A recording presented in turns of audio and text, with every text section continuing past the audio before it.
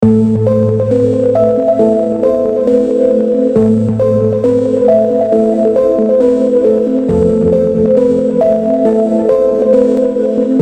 jika Indonesia benar-benar melangkah ke fase baru modernisasi kekuatan darat dengan membeli 100 unit tank tempur utama Altay buatan Turki.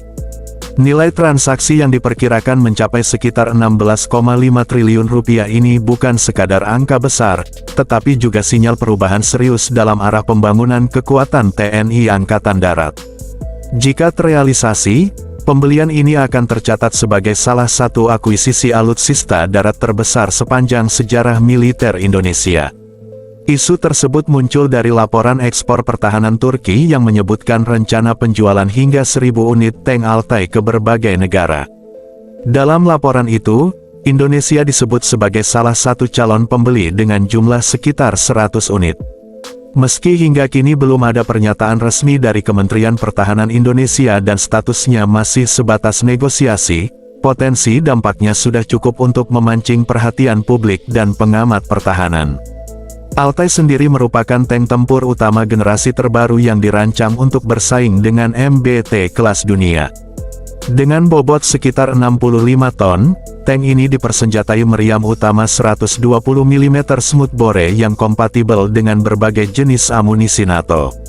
Mesin bertenaga 1.500 horsepower memberinya kecepatan maksimum sekitar 70 km per jam, menjadikannya tetap lincah meski berukuran besar.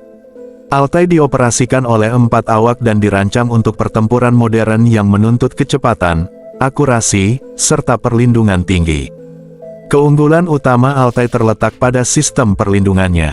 Tank ini menggunakan armor modular yang dapat disesuaikan dengan tingkat ancaman, ditambah sistem proteksi aktif untuk menghadapi rudal dan proyektil anti-tank.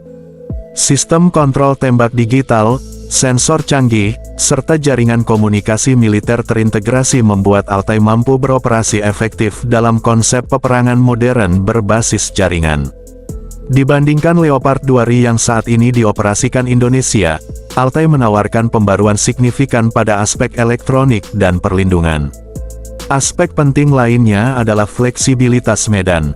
Altay dirancang untuk beroperasi di berbagai lingkungan, mulai dari gurun, dataran terbuka, hingga wilayah tropis dengan kelembapan tinggi. Karakteristik ini relevan dengan kondisi geografis Indonesia yang luas dan beragam, dari hutan hingga wilayah perbatasan darat. Dari sudut pandang regional, kehadiran 100 unit Altay akan berdampak besar pada keseimbangan kekuatan di Asia Tenggara. Singapura mengoperasikan Leopard 2A4 dan 2SG, Malaysia masih mengandalkan PT-91, sementara Indonesia saat ini menggunakan Leopard 2R. Dengan Altay, Indonesia berpotensi menjadi negara dengan MBT paling modern di kawasan, sekaligus memperkuat efek deterrence di wilayah strategis seperti Natuna dan perbatasan darat.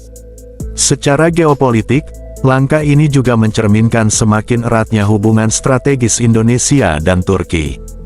Turki tengah agresif mengekspor alutsista, mulai dari drone Bayraktar TB2 hingga kapal perang, dan Altay menjadi simbol kepercayaan terhadap teknologi militernya. Negara-negara seperti Qatar, Azerbaijan, dan Pakistan juga disebut telah memesan ratusan unit tank ini.